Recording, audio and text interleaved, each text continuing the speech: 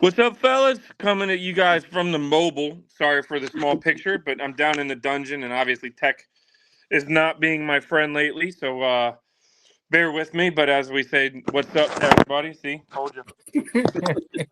Happy to see you, fellas. There we go. Unfortunately, I wish we were on better terms, but what can we say? We kind of. But before we get started, everybody out there, please hook us up with a like, a share, and a follow. As always, we appreciate all the love. Join in the comments. Come over to bgobsession.com, the mothership. We always have a thread dedicated to this podcast. We would love to hear feedback. Get in the conversation about the podcast, and we're more than happy to take your constructive criticism. Even though we're Yep. all on staff, I promise we won't just mute you. So come over to bgobsession.com. We have all kinds of cool contests going all the time. And always, it is an open forum for anybody who just loves the burgundy and gold to join in. So, without further ado, we do accept criticism, Derek, but no ball jokes. Ball no jokes balls. get you Yeah, banned. So that's just right. keep that in mind.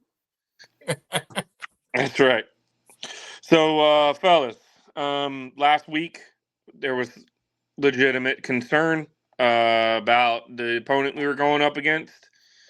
Add to that the factor of a short week, add to that the factor of on the road, add to that the factor of not many people playing in the preseason. I hate to say it, but it was almost kind of, I don't want to say expected. We kind of expected to have a better showing than we had, but at least it's kind of understood. You don't want to get beat up.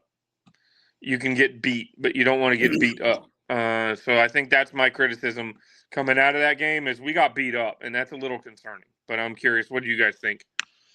So, I was the resident dumbass who picked us to win that game.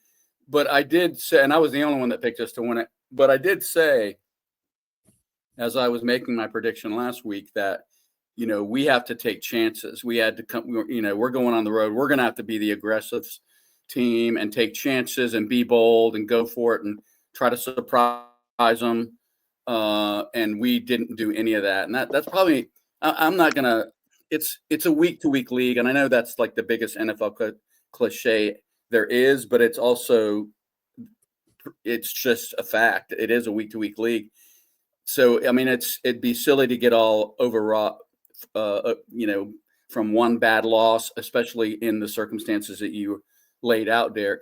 But I was a little, I don't know how you guys felt, but that was one of the few games where I at certain points in the game, I wanted to punch Dan Quinn in the face because I just felt like, and Kingsbury for that matter, because I'm like, first of all, why is Yeah. Austin Eckler the only that has become the pinnacle who's no longer with us, unfortunately, for this season? Hold on, who's injured? He's still alive. He's He's with still us. alive. Calm Yeah, down, he ain't dead.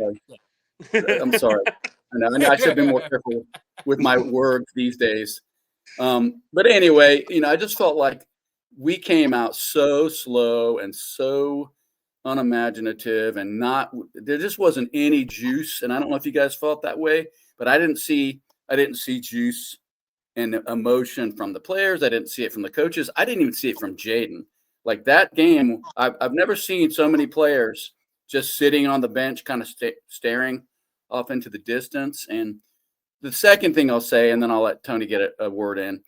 I feel like the whole thing about, it was a short week. It was a short week for them too. Yeah, we had to travel, but I mean, I don't know that I buy into this idea that like, we had to get on a plane and fly 4 hours. That somehow like saps a team of its life, precious life energy. I just don't really buy that.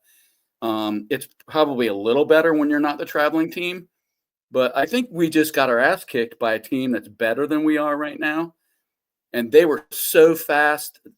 That was the one thing that I was really surprised by. Maybe it's the youth thing because we're one of the oldest teams in the league. They're one of the youngest. Maybe that's all it was. But they played so fast. They played fast on defense.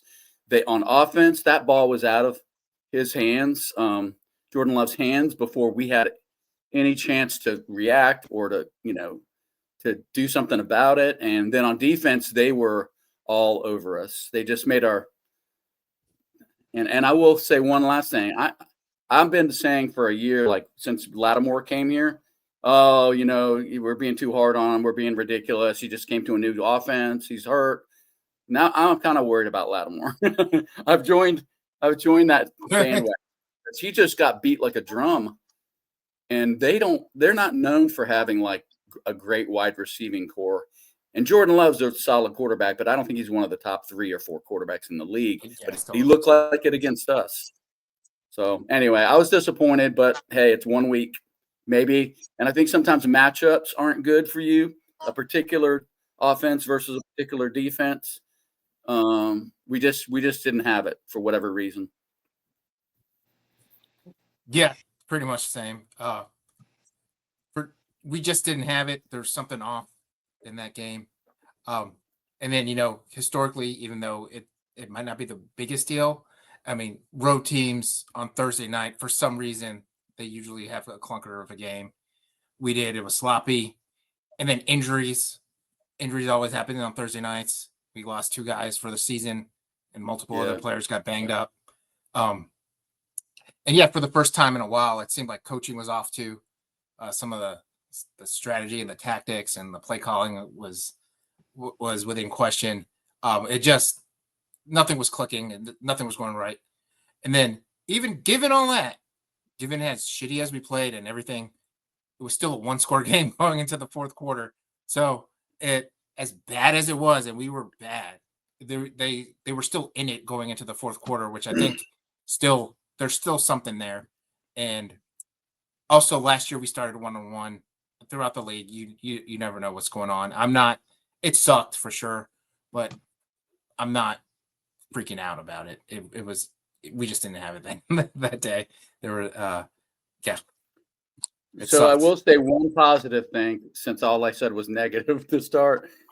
This kind of surprised me, but according to the Commanders media site, that is the first time since 1968 that Washington has gone into week 3 with no turnovers of any kind. So we have not had a turnover this season. And so that's all I got in terms of a positive from that game. But just to elaborate kind of on what I said, look, man, I know traveling per se is not a major factor anymore. It's not like in the old days where they're getting on a bus and driving 8 hours to an opponent, but there is a factor of playing away. Green Bay is a different animal. I'll say, I mean, I think by Green Bay, I mean playing in Green Bay is kind of a different animal. And look, I'll say we got out coached. You say you were concerned about Lattimore. Well, my question is, why were we continuing to give up that motion and maintain Lattimore in a man-to-man defense, right? Like, how many times did you see them go in motion, which forced Lattimore to drop back 7 yards off the line of scrimmage just to get around the defense, which then allowed a quick, easy break off the line of scrimmage? How do we really blame Lattimore for that, right? Like, at what point do you adjust it and say, all right, when they go in motion, Lattimore, you pass it off and the safety comes down because they've got a better angle on the ball or something. So I'm not trying to give Lattimore a total pass, but I also don't want to. I'm not going to sit here and act like he got burnt all game long. There were a lot of adjustments by the offense that made it so that it was difficult for him to cover. He wasn't getting beat on fly routes for touchdowns, right? Like, well, I think it goes back to what I said, which was they were getting the ball out of Jordan Love's hands so quickly fast, that it's almost impossible to cover any NFL receiver when, I mean, the ball was out of his hands before the receivers were even turning around. And I mean, he played a pretty good game. I just wanted to point, I wrote all these stats down. I don't think I need to wallow in the stats of the game, but Dan Quinn, I think one of the very first things he said in the post-game presser was that they got off to a really slow start and they never could really recover from that. I mean, they gave it an old college try in the fourth quarter, but in the first 7 drives, we had 4 points, 2 missed field goals, and then we finally hit a field goal. And the other thing that I thought was interesting, and we just kept trying to do the same thing. We just didn't seem to we didn't try to put any pressure on Love. We didn't. I mean, I don't even know if we blitzed in the first half. We finally started coming after him in the second half, and we were able to, make him a little uncomfortable. But the other thing I wrote down is that 7 of our 10 longest plays of the game came on no huddle. And that kind of jumped out at me. I'm like, and guess what? 6 of the 10 no huddles came in the fourth quarter, none in the first quarter. So why didn't we? It feels like we should have tried to change the tempo up, and not wait till the fourth quarter to do that. And we might have had a better shot at it. But anyway, I don't think we need to beat it into the deck. It's like we didn't have it; they did. I think sometimes you just the one team has another team's number, right? Like sometimes you just get your bell rung. And sometimes it happens. I'm not willing. I will say they were the better team. They were on pretty much every facet of the game. There are a lot of criticisms you can take from that. I don't think there needs to be any action taken from it. I think we need to stay the course. The next 4 games dynamically changes our level of competition. And I don't think we need to I don't think fans should be panicking about losing to a team that's considered to be a top 5 team in the NFL right now, and start looking at and trying to figure out solutions to this one game's problem. And that's all. You know what I mean? Like, I don't think anything needs to come of it other than learning from the game film and adjusting the game plan going forward. I changed my whole attitude about Green Bay because I think last week when I was looking at all our players and the depth chart, I'm like, these guys, they don't have a lot of stars on this team. They just don't. But talk about a team where the sum of the parts is, or the whole is greater than the sum of its parts. I mean, they play incredibly well. And I know Jaden, when they asked him, Jaden doesn't talk a lot in post-game pressers, especially when we lose, but he said they're very well coached. And John, they were all that before they added. I think of Arkansas. They were all of that before they added one of the best defensive players in the league. Yeah. So anyway, that was an impressive win by them. It was, and so that being all said, looking a little bit forward here. Can I mention one really big positive before we move on? I know I'm not going to say special teams was really good, but our return game is really good. Debo had Debo had 78 kickoff return yards, including a 50-yarder. Jalen Lane on punt returns had 50 yards of return. So that was just, and that's really for the second week in a row where we've come close to breaking kicks and looked really good on return. So as bad as the field goal kicking was, at least there were some positives to take away. And Debo in general played good again too. He's been a good addition. So, I guess we don't need to be kicking a dead horse anymore. One thing I will say, and I do want to kind of double back down on what I said a minute ago, but there are people and there are fans out there second guessing moves and stuff based on what we've seen over the last week. And I just think we need to take a second to let's reel that in a little bit, and let's remember here, we were in the NFC Championship game last year. When we were supposed to be a bottom dweller last year, and we were in the NFC Championship game. Now, I'm not saying that's now the benchmark because I think we still have room to grow here, but I don't think we need to deviate from what we're doing because anything less than a Super Bowl appearance would be a step backwards. Yeah. You know what I mean? And nobody was saying after the first 2 games last year, "Oh, we're going to the playoffs, baby." I mean, right? We got beat by Tampa Bay. Exactly. We really easily could have lost the second game. So I mean, I don't know. I think you're right. It's a long season, and everything that we loved about this team, nothing's changed other than we did have injuries, but and that's going to be a big thing. I mean, we can't keep having this kind of level of injuries. But Well, that comes aside from back. that, it's a long season. Thursday nights, man. That comes back to Thursday night football, man. Thursday nights, I'm just that comes back to that short week. Yeah. And so let's get into that injury. We'll talk about the most important one last. So we can touch on the most severe ones first. Dietrich Wise out for the season, torn ACL. Austin Eckler out for the season. He blew his Achilles. Part of me honestly would be surprised if he even comes back. Done. It's going to be hard to think. do that. I you know what I mean? I just wonder at that age that's an injury that young players, we've had a couple on our roster over the years where they tear their Achilles, it gets repaired, it takes a long time to heal, and then they tear it again. I mean, it happens a lot. So wasn't it D'Angelo Hall tore his a second time while he was making a sandwich at like 1:00 in the morning in his kitchen or something?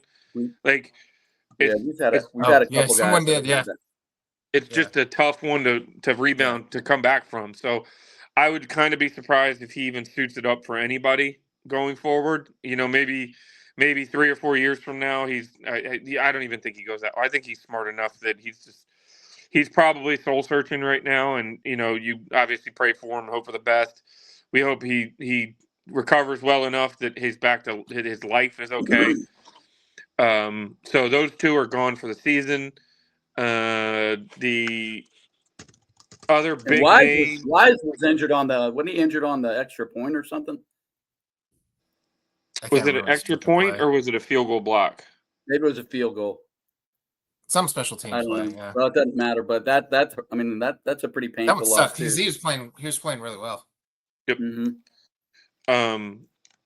So that sucks. That stings quite a bit.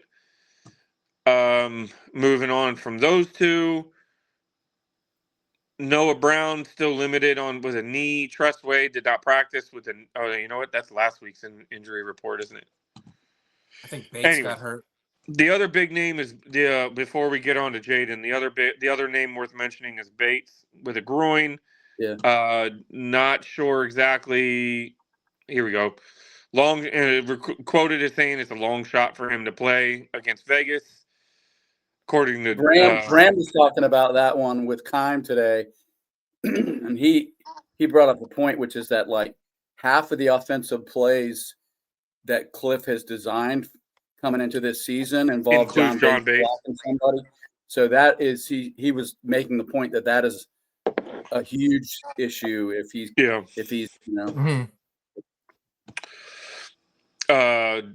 another name, Jonathan Jones, listed as questionable to return to that game with a hamstring, and Noah Brown ended up leaving that game with a groin. So a couple more hits to our wide receiver group. I saw also we elevated Chris Moore today from the practice squad, which leads you to believe that Noah Brown's probably not playing. You don't elevate a practice squatter on Tuesday if you know what I mean. If you're all confident, that Noah Brown's going to be there. If you even think there's a chance, we added some guys to the practice. Tay Miller, I think we added a wide receiver to the practice squad today, and I know they also were auditioning some guys, like some DEs. Yeah, Preston Smith. Yeah, Preston Smith came in for a workout, which is cool. So, which it would be cool as kind of if he's got anything left in the tank to bring him back. Because he did come here in some pretty lean years. You know what I mean? So he never really actually got to play good defense. But all right, on the way to the most important one, obviously, is Jaden Daniels.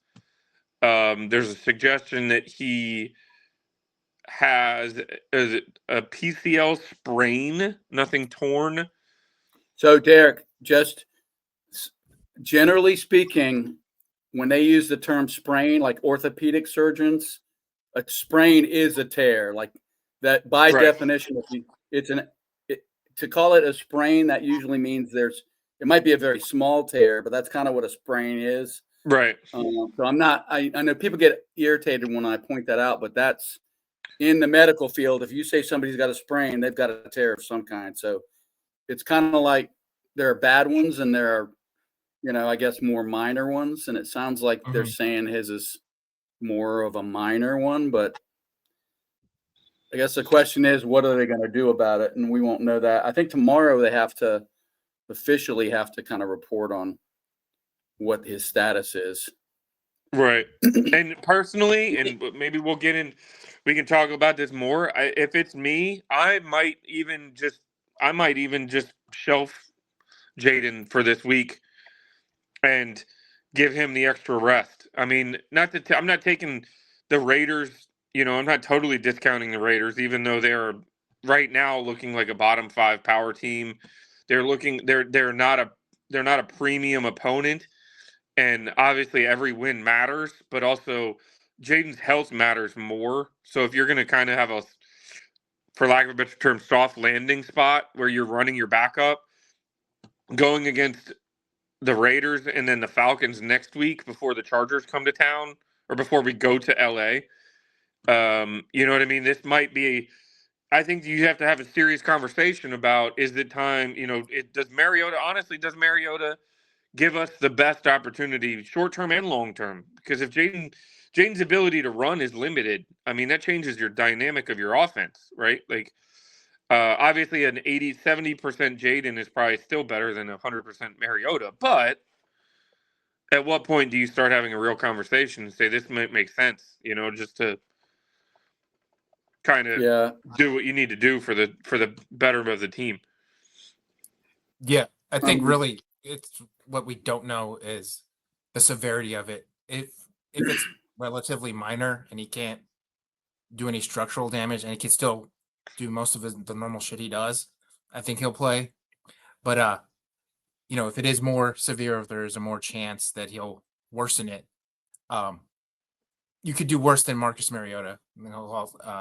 Because that's why you sign a guy like him, right? So he can come in and fill in for a game or two, and it's not the end of the world, and he can kind of like manufacture and get you through a game. So I really just think it depends on the severity of his injury, which is not something we know, and they'll probably even tell us. But I think unlike the PTSD that people have, it's not Shanahan and Bruce Allen and the idiots running the show. I think Quinn and Peters, they know what they're doing, and they know they know they need Jaden Daniels, and he's their prize guy. So I don't think they'll do anything undue or unprofessional or stupid with him. Yeah, I think the logical thing is, even though I'm going to the game on Sunday, so obviously I would love to see Jaden, but just to echo what you guys have said, I think they're going to err on the side of caution, because you're an idiot not to err on the side of caution when you have someone as important as Jaden Daniels is. And it's not about just Sunday. It's about the other 15 games or 14 games after that. And like you said, well, you both made great points. One is not that we assume that we're going to beat the Raiders with or without Jaden Daniels, for that matter, but it's a game where we probably have a better chance of still winning without our starting quarterback than maybe some of the other games and teams that we would face. And look at Mariota last season, man. That guy played his ass off. The 2 times he was called on to come in, he played great. So that gives you confidence. The only caveat is he hasn't been able to play until he's been hurt. So I assume he's 100% now, but I know, hell, who's our third string quarterback right now? Josh Johnson. Yeah. I also wonder how big a deal was his injury, because all our hardcore vets like Wagner and Ertz, they didn't play at all either. So I think some of it is Mariota's a vet, and they just we don't want to risk him getting hurt either, and he's a vet. We know what he's doing. So we'll see.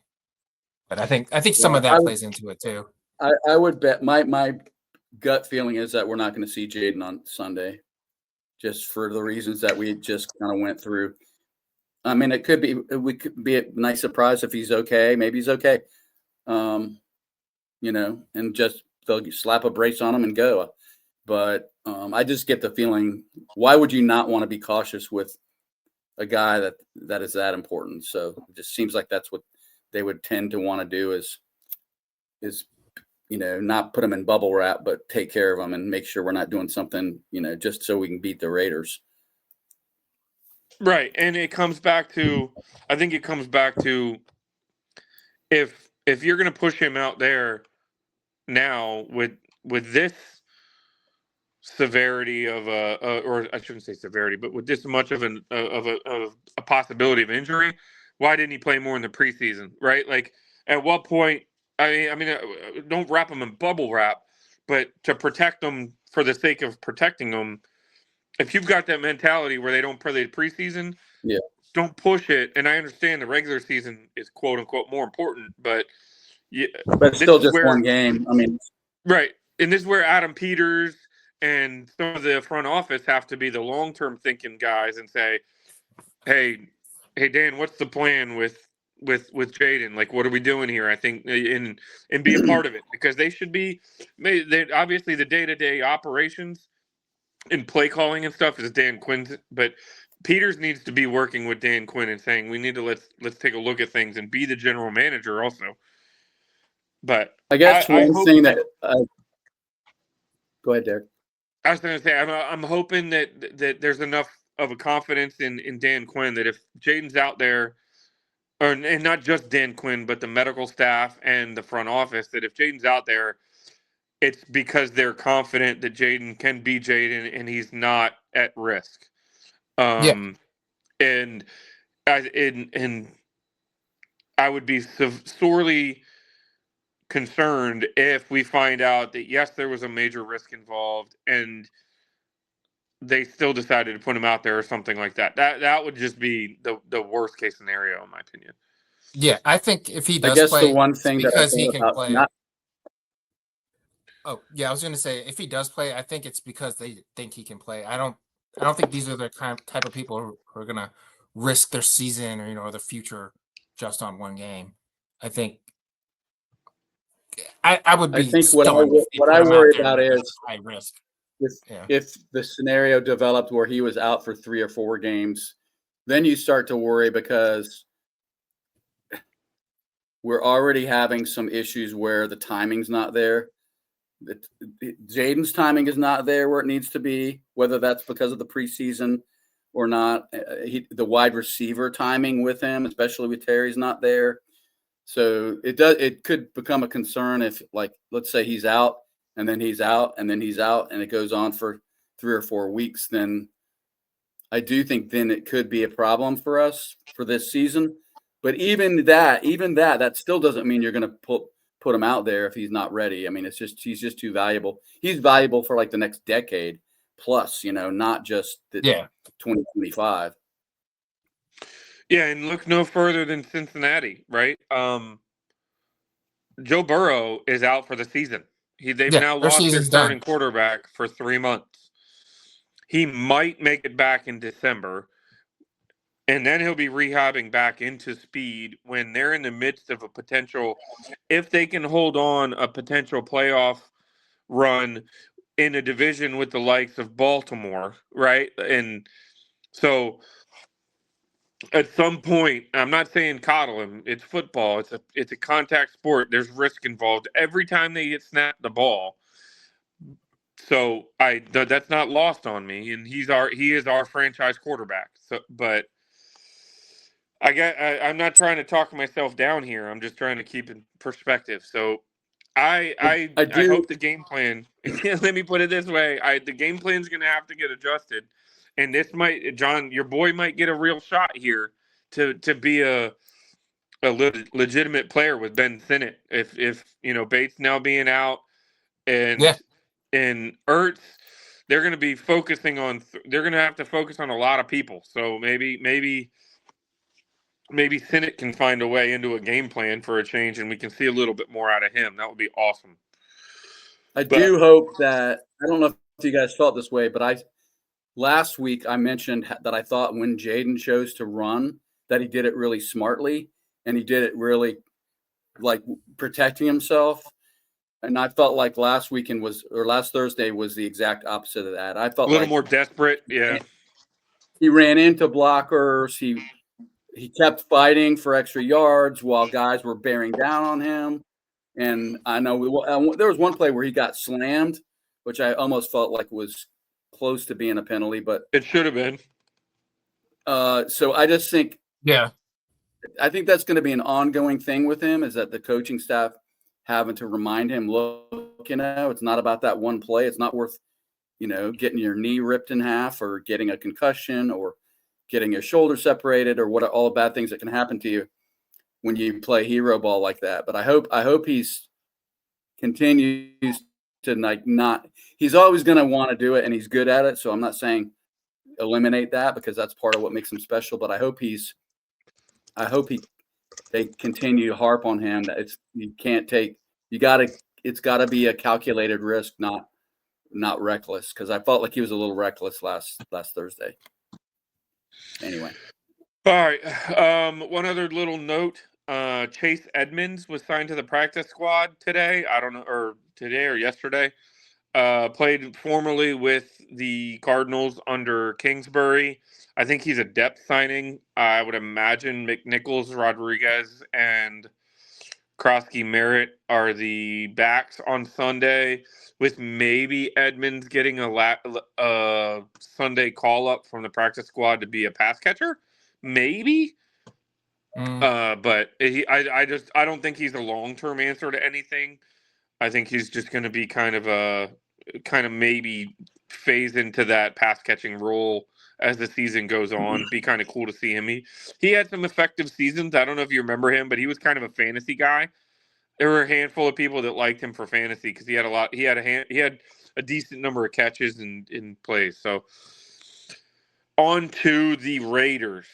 Let me pull this back up real quick. The Raiders, we kind of alluded to it, talking about Jaden, are not a premium team right now. That's not to say that they're a bad team, because I think that they have not been playing up to their potential. I think they've got playmakers and they've got some talent there that is not being taken advantage of yet. We'll see what Pete Carroll does and how that evolves over the season. But they are not looking very strong right now. So we'll see where that goes. Things that jump off I think they're bottom 5 in power rankings, if I'm remembering correctly. I was trying to pull it up and now I'm fumbling a little bit. So a couple quick stats. Yeah, they're fifth. What? Go ahead.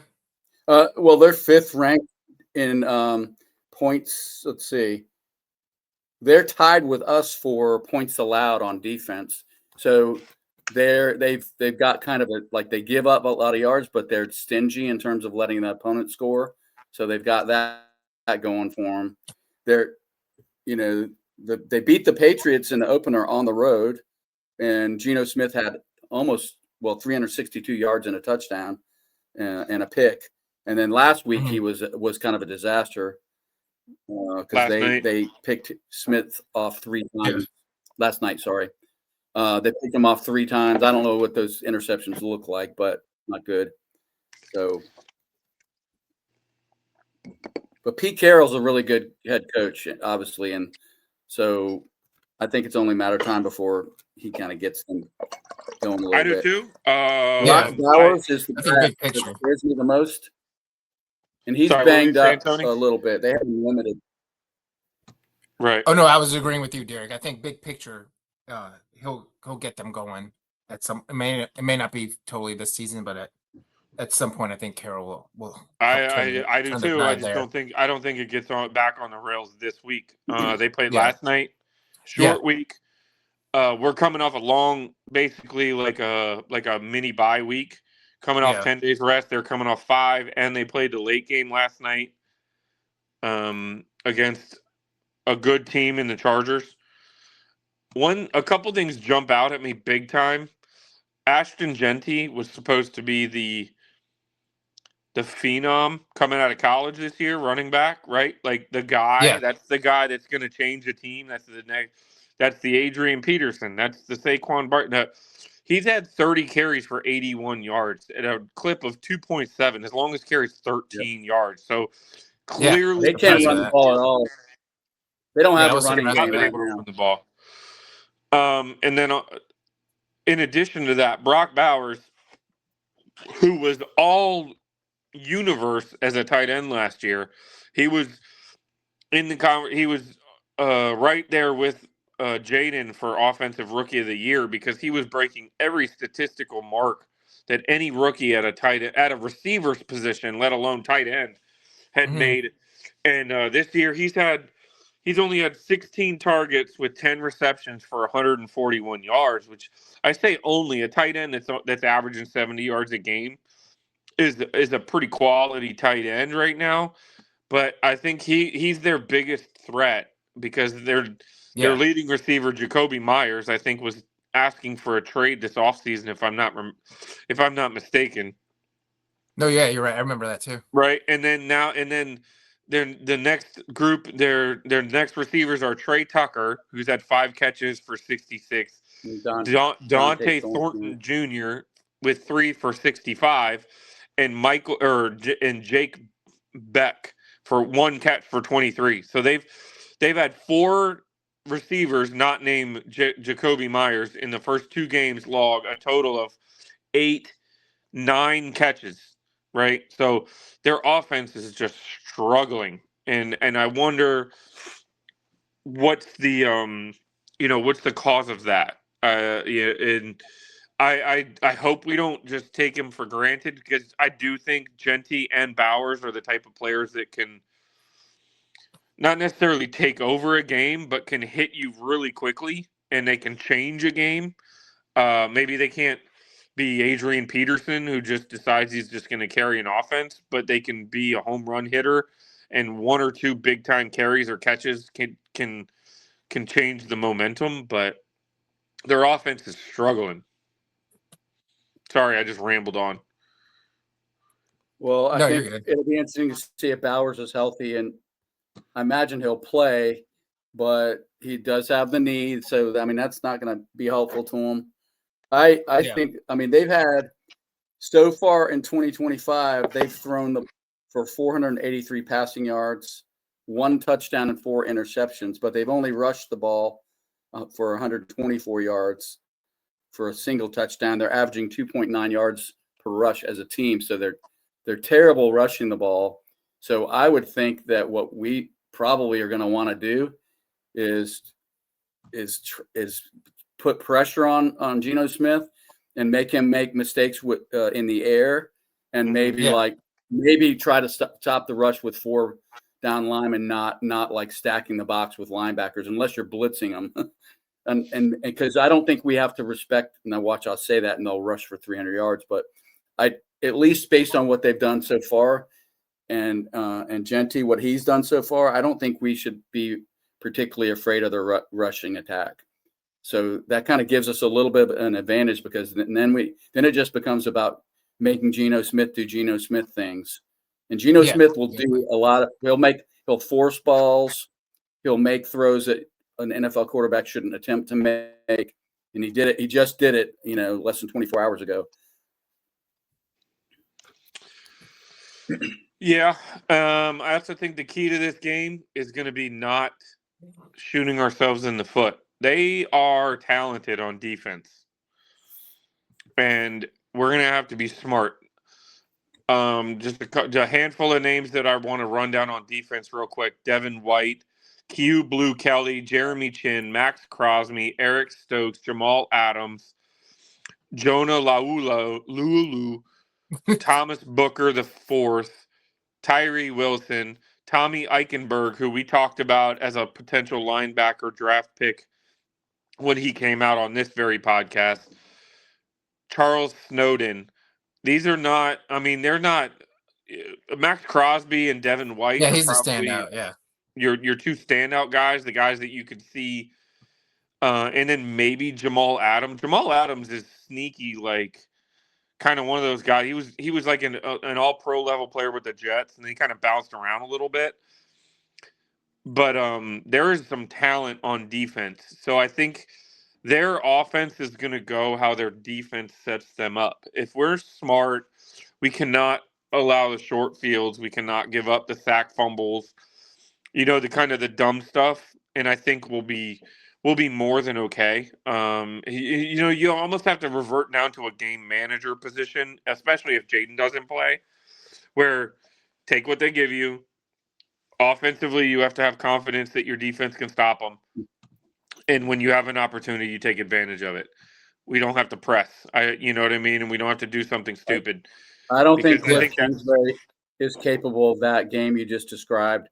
He won't change the game plan one bit if it's Mariota out there. That's what I think. I think he'll call the same exact game as he would have called if Jaden was out there because he thinks Mariota can do it. So I'm just saying I don't. And at the same I time, think they're last going to year, go we had a lot well. of long, sustained drives too. So I think that's in our repertoire. It's just a matter of can we execute. And then, like you guys were saying, the Raiders aren't scary. They're capable, but they're not a scary team. But they definitely have a lot of individual players who can make splash plays and make an impact on the game. And then you mentioned Jeremy Chin. I forgot that he signed with the Raiders. Yep. That Jonah Laulu guy, he's got 3 sacks already. Yep. He has half of their team sacks. Yep. As a defensive tackle, and that's interior pressure, right? And so, I think that's where, if you're looking at this team, I think that's what they're going to live and die with, what their defense can set up for their offense. I don't think they're going to be confident going 85 yards every drive. They're going to be dependent on getting that ball in plus territory, or at least in short, 40 to 50 yard line. It almost feels to me like this is the Giants game all over again.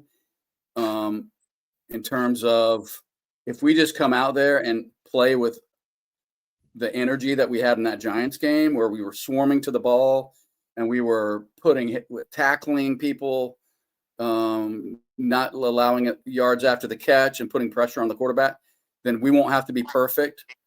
No matter who's under center, we are good enough to beat them. But it's also one of those games where you just, you better show up. And we can't afford to go 1-2 if we're going to be a playoff team. I know that doesn't eliminate us, obviously, but I think this is a game. We got to win the games that we should win, and I think this is a game we should win. Mm-hmm. Yeah, agreed.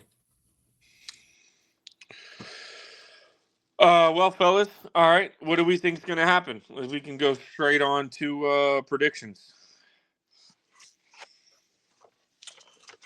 Let me grab a pen. I guess I'll jump in there. I got mud on my face from last week. I think we're going to win. I've got us 34-17. And I mentioned earlier in the pod that I feel like we're on the verge of somebody breaking a return and going to the house with it. And I think it's going to happen on Sunday. What'd you say the score was? 34-17. I would take that in a heartbeat. 34-17 Washington, and that includes special returns. Special return for a touchdown. Yep. Is that going to be your key to the game entry there? Sure, why not? Yeah, win a keychain. All right, Tony, what do you got, brother? Yeah, I think, Derek, like you mentioned, in reverse, now that the context and timing helps us as the Raiders played the late Monday night game and whatnot and have to travel here. And then us coming off a loss that way, playing at home, I think the guys will put up a good effort. No matter who's the quarterback, I have us winning 27-17. And I think we see a better impact in the run game this game. All right. I will echo y'all's sentiment. I will say I think ultimately we see Mariota in this game. I don't know if that necessarily means he starts or if there's a precautionary pull. I think that does slow the offense a little bit because the explosive play out of the quarterback's legs might not be there like it was before, but I still think there's enough there. I think it's similar to Tony, just so that we don't have the exact same prediction. I'll say 27-20. Washington wins. And I don't know if you guys knew this, but not only have we not caused a turnover, we have not forced a turnover either in 2 games. So we're a flat 0 in turnover differential. So I think the first turnover comes at a minimum. The first turnover comes in our favor. I'll say it's an interception. You know what? Just for you, John, I'm gonna say it's an interception. It's gonna be Lattimore is gonna pick one There off. we go. Yeah. He's gonna give the old double finger salute to everybody that's been talking shit. There we go. I'll be okay with that. Laddie with an interception. All right, fellas. Always a pleasure. One other thing I want to touch on. I don't know if you guys watched the Eagles-Chiefs game this past weekend, but if the tush push doesn't get banned this offseason, I will be shocked. Oh yeah, finally there's a lot of emphasis on because there's not only there there were at least 2 times it was completely visible and talked about on the TV broadcast about how they were completely false starting, and it was blatantly obvious, and it was uncalled, and it was ridiculous. And I wonder how many teams are just going to say, you know what, F it, let's get rid of this shit. Yeah. We can hope. Yeah, it was so obvious, and it was against the Chiefs, so that helped. Tay is going to call the league office. Say, hey. Yeah, there you go. Get rid of that. Get rid of that play. We don't like it. Well, fellas, as always, it's a pleasure. Appreciate you. If you made it this far, please hook us up with a like, a share, and a follow. Come over to the mothership at bgobsession.com. And as always, that'll do, pigs. That'll do.